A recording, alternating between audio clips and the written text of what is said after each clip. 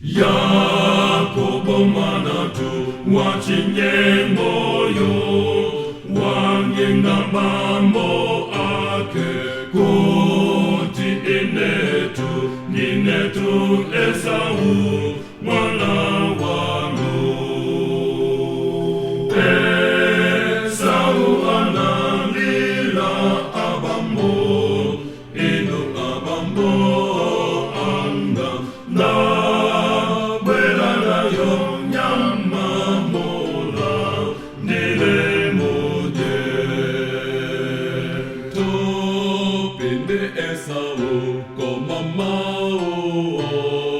gatitu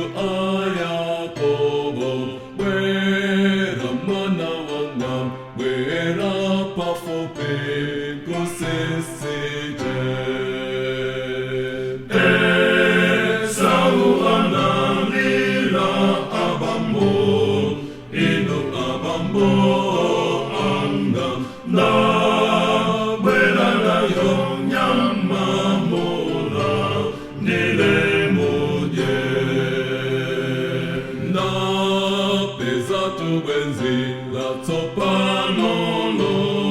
ni Yesu mpolo moti yemwe angate kuchota machimo anga ose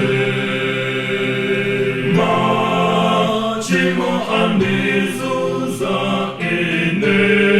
jima mangamu ine